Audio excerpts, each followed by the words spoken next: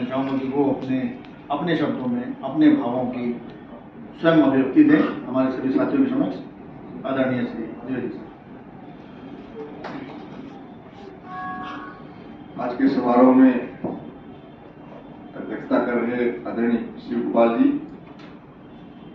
अध्यक्ष राष्ट्रीय अधिकारी संघ, अर्जुन देव भारती जी उपाध्यक्ष राष्ट्रीय अधिकारी संघ, श्री भास्कर पांडे जी सचिव राष्ट्रीय अधिकारी संघ, अन्य संगठनों के उपस्थित पदाधिकारी और भाई आशुतोष पांडे जी हमारे दोनों में कॉमन है, वो श्री भारतीय संघ के अध्यक्ष भी हैं और हमारे सदस्य भी हैं। हम एक साथ लोग एक क्षेत्र के भी रहने वाले हैं, वाराणसी क्षेत्र के।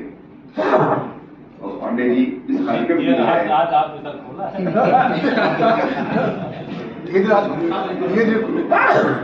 भी हमारे क्षेत्र के हैं, आपके पिताजी हमारे यहाँ नेतृत्व कर चुके हैं।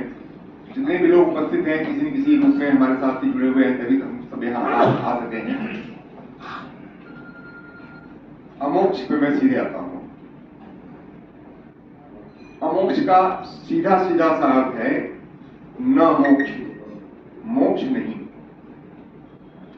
अब मोक्ष का मतलब भी सीधा सीधा है, जीवन की प्रक्रिया से स्वयं को विरत रखने की जो भावना है वह मोक्ष है, और जीवन की प्रक्रिया में निरंतर कार्य करने की जो प्रेरणा है, जो भावना है, वही अमोक्ष है। अब ये प्रश्न उठता है कि जीवन के साथ है क्या हमारा लक्ष्य मोक्ष होना चाहिए या हमारा लक्ष्य जीवन के साथ रहना है? देखिए, मोक्ष की जो लोग चाहते हैं उनकी इच्छा में होता है कि उनका जीवन, यानी जो नया जीवन मिलेगा, मुक्त का जीवन मिलेगा, वह भयहीन हो, दुखहीन हो, आनंदमय हो। जो जीवन के साथ हमारा लक्ष्य होता है वह भी भयहीन होता है, दुखहीन होता है और साथ ही साथ यशोमय आनंद होता है। हम केवल आनंद की कल्पना नहीं कर सकते। आनंद की कल्पना में व्यक्ति स्वार्थी हो जाता है, और जब हम यशोमय आनंद की कल्पना करते हैं तो हमारा जीवन अपने के साथ साथ अन्य के साथ हो जाता है, वहीं पर हमारा जीवन सापेक्ष हो जाता है। क्या आप अपने पड़ोसी को दुखी देख करके आनंदमय जीवन बिता सकते हैं? नहीं बिता सकते। ये भूख से पड़ोस में बच्चे की चिंकार आती रहेगी तो आपको रात में नींद नहीं आएगी, और यदि आती है तो इसका मतलब आप में मानवीय संवेदना नहीं है। तो हम मानवीय संवेदना के साथ जब जीना आरंभ करेंगे तो हमारा जीवन निश्चित रूप से यशोमय जीवन होगा। भगवान राम और रावण दोनों एक ही काल में पैदा हुए थे। रावण का जो जीवन चरित्र था वो दूसरों को प्रताड़ित करके आनंद प्राप्त करने का था।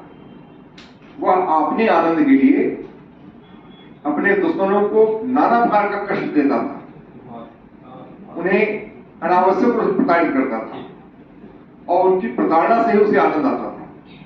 इसके विपरीत भगवान राम ने क्या किया था? राम ने लोक कल्याण के लिए, लोक रंजन के लिए स्वयं को वन की ओर भेज दिया था। उन्होंने राज्य व्यवस्था कायम रहे, राजाज्ञा कायम रहे, राजाज्ञा का उल्लंघन कोई न करे, इसलिए वे राजाज्ञा का पालन करते हुए वन में चले गए और दर दर की ठोकर खाए। तो लोक कल्याण के लिए अपने जीवन को कष्ट में बिताना ही अमोक्ष है। मोक्ष नितांत रूप से वैदिक साधना है। मोक्ष साधक ये मान के चलता है कि उसकी साधना पूर्ण होगी तो उसे इस जीवन में आना नहीं पड़ेगा, वह जीवन की कठिनाइयों से मुक्त करने का। जबकि जीवन जीने वाला वो जानता है कि हम सकुशल जीवन तभी जी सकते हैं जब हमारा पर्यावरण पूरी तरह से शुद्ध हो, सुरक्षित हो, रहने लायक हो। इसीलिए वैदिक प्रार्थना की जाती है कि अंतरिक्षम शांति, पृथ्वी शांति, रापा शांति, रोषधेय शांति। सर्वभौम शांति, सब जगह शांति प्रार्थना की जाती है, सब जगह शांति प्रार्थना की जाती है। अब यहां प्रश्न होता है कि मोक्ष का विचार हमारे जीवन में आया कैसे। हमारे पास जो पौराणिक स्रोत हैं उसमें माना जाता है कि ऋग्वेद हमारे आरंभिक जीवन का दर्शन है। ऋग्वेद में हमारे आरंभिक जीवन की बातें बताई गई हैं और ऋग्वेद कालिक हमारा जो समाज था उसमें जीवन के प्रति आकर्षण था। लोग जीवन जी रहे थे, जीवन जीने का एक सिद्धांत था, तेन त्यक्तेन भुंजीता, त्याग पूर्वक भोग करो। त्याग पूर्वक भोग से फायदा यह होता है कि आपको जितनी वस्तुएं आवश्यक हैं उतना तो आप उसका उपभोग कीजिए, आवश्यकता से अधिक वस्तुओं का उपभोग को संचित करने की प्रवृत्ति से बचें, क्योंकि भौतिक संपदाएं वो सीमित हैं। यदि आपको एक केले की जरूरत है, आप पूरे पेड़ काट लाएंगे तो शेष लोग तो उस केले के फल से वंचित हो जाएंगे। तो यही है त्याग पूर्वक। जितनी आपको आवश्यकता है उतना ही संचय करें, उससे अतिरिक्त के विषय में कदापि न सोचिए। आप लोगों ने कहानी सुनी होगी, कौत्स ऋषि थे, उन्होंने अपने शिष्य से कहा कि मुझे 1 करोड़ 14 करोड़ स्वर्ण मुद्राएं लाओ। वो राजा के पास गए, तो राजा भगवान राम के कोई पूर्वज रघु शायद थे। उन्होंने कहा साहब मुझे 14 करोड़ रुपए चाहिए, मुद्राएं चाहिए। तो रघु जी ने कुबेर को आदेश दिया और पूरी अयोध्या को उन्होंने स्वर्ण भंडारों से बांट दिया। कौत्स जी गए और उन्होंने केवल बर्तन सिद्ध था, वो गए केवल 14 करोड़ मुद्राएं लिए, शेष उन्होंने वापस कर दिया। तो उन्होंने कहा भाई मैं क्या करूंगा? तो ऋषि कहते हैं मैं क्या करूंगा? ये दृष्टांत बताता है कि हमें अपनी आवश्यकता से अधिक वस्तुओं के उपभोग से बचना चाहिए। ये अमोक्ष है। अमोक्ष आपके जीवन में खुशियां लाने वाला सिद्धांत है। जब आपको यह पता चल जाएगा कि घूम फिर करके आप किसी हाल में बैठना है, तो आप यहां बैठ करके इस हाल की खुशियां नहीं तोड़ेंगे। ऐसा नहीं कि जाते जाते आप इसकी रस्सी फाड़ के चले जाएं, क्योंकि आपको पता है आपको दोबारा यही आना है। तो जब आपको यह विश्वास हो जाएगा कि घूम फिर कर मुझे इसी संसारिक वातावरण में आना है, तो हमारा संसार के प्रति दृष्टिकोण बदल जाएगा। अब यह प्रश्न यह होता है कि क्या वाकई में मोक्ष संभव है? क्या मुक्ति की साधना हमें प्राप्त हो सकती है? यदि मुक्ति की साधना हमें प्राप्त नहीं हो सकती, मुक्त हमें प्राप्त नहीं हो सकती, मोक्ष हमें प्राप्त नहीं हो सकता है, तो हमें कम से कम संसार में जीने की स्थितियां स्वीकार करनी चाहिए। हमने ये देखने का प्रयास किया है कि हमारे जितने भी ग्रंथ हैं, भगवान के जितने भी कृत्य हैं, वे सब के सब जीवन के अस्तित्व की ओर संकेत करते हैं। किसी भी भगवान के किसी भी आचरण से मुक्त होने की बात समझ में नहीं आती। भगवान का व्यवहार आप देखेंगे तो भगवान वही उपस्थित होते हैं जिनका जीवन संकट में होता है, और वो अपने संकट में स्थिति से उबरने के लिए भगवान का आह्वान करते हैं। कहानियां बताती हैं। बालक ध्रुव के समक्ष माना जाता है कि भगवान उपस्थित हुए थे। तो बालक ध्रुव ने तपस्या क्यों किया था? क्योंकि उन्हें अपनी सौतेली मां से दुख हो रहा था। सौतेली मां उनके जीवन को संकटग्रस्त किए हुए थी। भक्त प्रहलाद के समक्ष भगवान उपस्थित हुए तो भक्त प्रहलाद ने मुक्ति की कामना नहीं की थी भगवान से। उसका जीवन संकटग्रस्त था, उसका पिता उसे प्रताड़ित कर रहा था।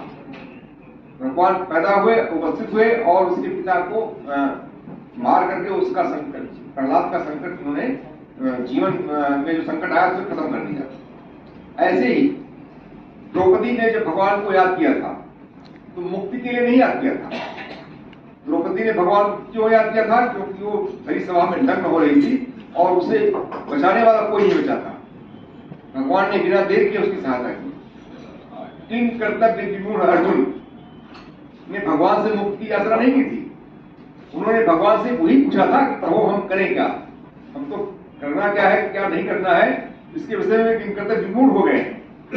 भगवान ने उन्हें जो करना चाहिए था उसका उपदेश दिया। भक्त सुदामा भगवान के पास मुक्ति के लिए नहीं गए थे। भक्त सुदामा गए थे क्योंकि उनकी आर्थिक स्थिति बहुत विपन्न हो गई थी। पत्नी ने कहा तुम भगवान के पास जाओ, हो सकता है तुम्हारी मदद कर दें, तो इस उद्देश्य से गए थे। तो कहने का आशय है कि जिन लोगों ने भगवान को जीवन के लिए याद किया, भगवान वहां उपस्थित हुए। इसका मतलब भगवान भी चाहते हैं कि आप मुक्त की साधना से परे रहें। मुक्त की साधना क्या है? शरणागत की साधना है। सर्वधर्मान परित्यज्य माम एकम शरणम व्रज अहम त्वा सर्व पापेभ्यो मोक्षयिष्यामि मा शुचः। ये शरणागत है, सब कुछ छोड़ करके जो भगवान की शरण में जाता है, भगवान उसे अपना लेते हैं। और जब भगवान अपना लेते हैं तो गीता में कहा गया है कि मां उपेते पुनर्जन्म विद्यते। जो मेरी शरण में आ जाता है, मेरे पास आ जाता है, उसका पुनर्जन्म नहीं होता है। ये तो भगवान, ये तो गीता में कहा गया है। लोग कहते हैं भाई गीता में तो कहा गया है कि पुनर्जन्म नहीं होना है, भगवान के शरण में चले जाओ। अब यहाँ एक प्रश्न होता है, जरा सा तो सब लोग पढ़े लिखे लोग हैं, किसी टीका टिप्पणी में जाइएगा, फलाने विद्वान ने क्या कहा इसको छोड़ दीजिए। आप स्वयं से प्रश्न कीजिए कि शरणागत की साधना में रत जो गोपियां थी, जिन्होंने अपना सब कुछ छोड़ दिया था, पति छोड़ दिया था, बेटा छोड़ दिया था, संबंधों को छोड़ दिया था, यहां तक कि उन्होंने अपने कपड़े भी छोड़ दिए थे भगवान के आह्वान के लिए, भगवान को अपने पास रखने के लिए। किंतु जब मथुरा की ओर भगवान गए तो भगवान उनकी तरफ पलट के देखना भी उचित नहीं समझा।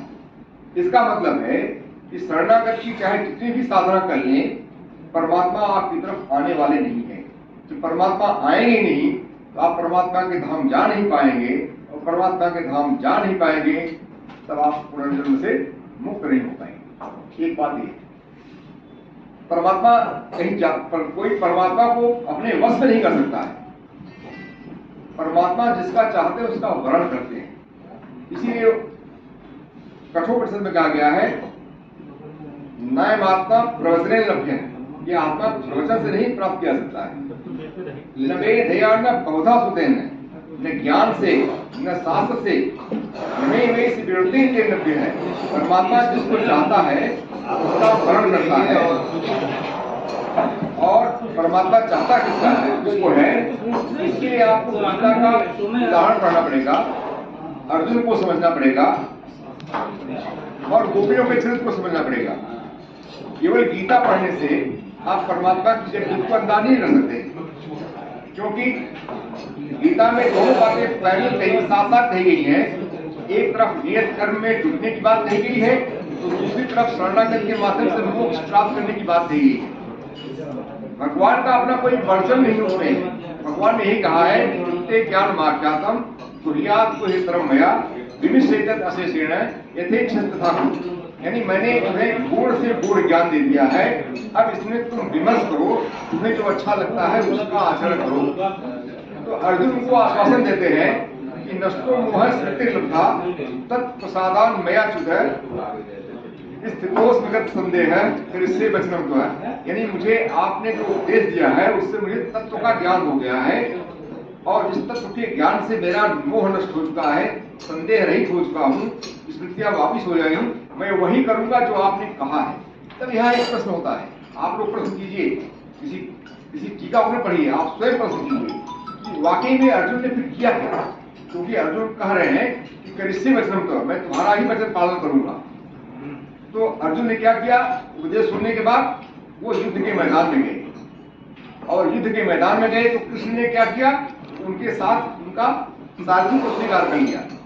इसका मतलब श्री कृष्ण ने इस बात का अनुमोदन दे दिया है कि अर्जुन ने जो समझा है, अर्जुन ने जो किया है, वही उनका वचन है। तो ऐसी स्थिति में आप यह मान के चले, श्रीमद् भगवद गीता का जो मुख्य प्रतिपाद्य विषय है वो व्यक्ति को नियत कर्म की ओर अग्रसर करना है।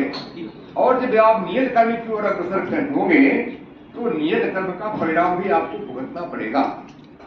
नियत कर्म का परिणाम दो बातें आती है, एक नियत कर्म से जो परिणाम उत्पन्न होता है वह, और एक होता है नियत कर्म करने का परिणाम। तो आपको नियत कर्म से उत्पन्न होने वाले परिणाम से संबंध नहीं रखना है, क्योंकि जब नियत कर्म से उत्पन्न होने वाले परिणाम को आप ध्यान में रखेंगे तो आपको भय लगेगा जैसे अर्जुन ने नियत कर्म से उत्पन्न होने वाले परिणाम यानी युद्ध की विभीषिका को ध्यान में रखा, वो भयभीत हो गए, किंतु भगवान ने कहा तुम नियत कर्म के होने वाले परिणाम से केंद्रित न रहो, किंतु नियत कर्म करो, क्योंकि जब तुम परिणाम पे केंद्रित करोगे तो तुम्हें भय लगेगा, लालच लगेगी, मोह लगेगा, और इनसे जब दूर होगे तभी तुम नियत कर्म कर पाओगे। और जब नियत कर्म करोगे तो नियत कर्म करने का फल तुम्हें मिलेगा। और नियत कर्म करने का फल क्या हो सकता है? युद्ध करते हुए मर जाओगे तो तुम्हें स्वर्ग मिलेगा, और जीत जाते हो तो पृथ्वी का राज करोगे। तो कहने का आशा है कि जब नियत कर्म करेंगे तो उसका फल भोगने के लिए आपको जीवन प्रक्रिया में रहना ही पड़ेगा, यही मोक्ष है। तो हम अपने आप को गौरवान्वित महसूस करें, हम ब्रह्मास्त्र का अनुभव करें, बस इतना ही पर्याप्त नहीं है। आप भी ब्रह्म हैं, इस बात को भी हृदय से स्वीकार करें। ये न स्वीकार करें हम वक्ता है आप श्रोता है। इसलिए क्या है, हम ब्रह्मास्मि साथ तत्त्वमसि, आप भी वही है जो मैं हूं, और हम आप मिलकर के पूरी कायनात को लूटने वाले नहीं है, बल्कि सर्वम खलविदं ब्रह्म है। जो कुछ भी संसार में है वो सब ब्रह्म है, सब हमारी ही तरह महत्वपूर्ण है। विशेष आवश्यकता है कि हम उनके महत्व को समझने का प्रयास करें। हम यह समझें कि जितना प्रासंगिक मैं हूं उतना ही प्रासंगिक ये टेबल भी है। जिसकी प्रासंगिकता अपनी जगह है, मेरी प्रासंगिकता अपनी जगह है। एक सांप भी पूरे पर्यावरण के लिए आवश्यक है, उतना ही आवश्यक है जितना कि कोई और जानवर है।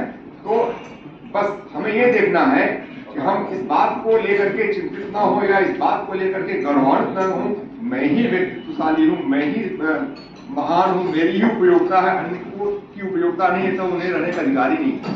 आप अपने तक सीमित रखें, औरों को महत्व दें, यही बोध मोक्ष बोध है। दूसरा है कि जब आप इस बोध से काम करेंगे तो समाज में आपके प्रति कोई न तो द्वेष रखेगा, न आपके मन में किसी के प्रति द्वेष हो जाएगा। श्रीमद् भगवद गीता में इसी बात को समझाने के लिए कहा है भगवान ने कि विद्या विनय संपन्ने ब्राह्मणे के विहस्तिनी सुन चेवाके च पंडिताः संदर्शनः।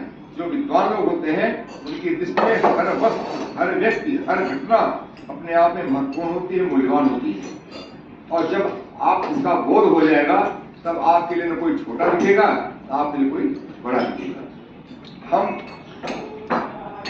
अपने वर्चस्व को बनाए रखने के लिए अपनी दृष्टि से यह निर्धारित करें कि फला वस्तु प्रासंगिक नहीं है। एक विष भी प्रासंगिक होता है, हमारे लिए प्रासंगिक विष की नहीं है, मगर सांप के लिए विष की प्रासंगिकता है। इसका मतलब जो भी संसार में अस्तित्ववान है वह कहीं न कहीं किसी न किसी रूप में प्रासंगिक है।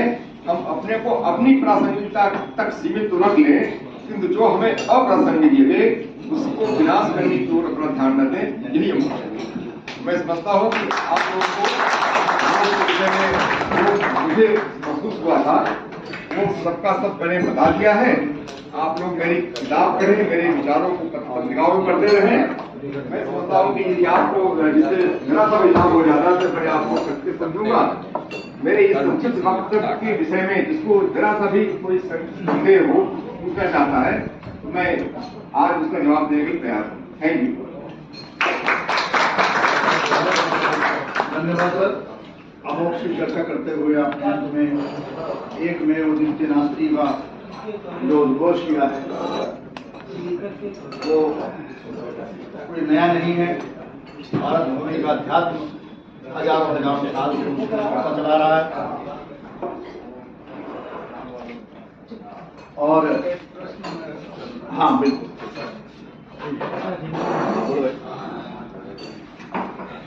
बहुत बढ़िया। मैं सर्वप्रथम आदरणीय द्विवेदी जी तो मेरे बड़े भाई और बड़े भाई हैं, मैं उनको इस पुस्तक के लिए बधाई देता हूँ। जितना अभी मैंने पढ़ी तो नहीं पुस्तक, लेकिन अभी जितनी चर्चा हुई और जैसा आपने व्याख्यायित किया उसके अनुसार आपने अमोक्ष को परिभाषित किया। लेकिन ये अमोक्ष आप उन स्थितियों में बता रहे हैं जब हम जीवित हैं और अपना कर्म करते रहे। जो हमारे मोक्ष की परिकल्पना है, जो शास्त्रों में बताया गया है, मोक्ष वो स्थिति है जब कर्म करते हुए हम और इस शरीर के मतलब जो सांसारिक कर्मों को करने के पश्चात मोक्ष की प्राप्ति का वो है। तो उससे हमारा मतलब कर्म करना तो हमारे कई शास्त्रों में, गीता में भी कहा गया कर्म ही प्रधान है। लेकिन इससे मोक्ष, आप अमोक्ष तो ठीक है, हम कर्म करते रहें, हम सांसारिकता में लिप्त रहें, हम संसार में पुनः आने की कामना रखें अपने मन में, लेकिन इससे हमारा मोक्ष का जो सिद्धांत है, जो हमारी धारणा है, वो कहीं प्रभावित नहीं होती। अमोक्ष जो आपने परिभाषित किया ये मुझे अलग लग रहा है, और मोक्ष तो शाश्वत है, जैसा हमारे धर्म अर्थ काम मोक्ष जो शास्त्रों में वर्णन है, तो मोक्ष की स्थिति तो वैदेहिक है।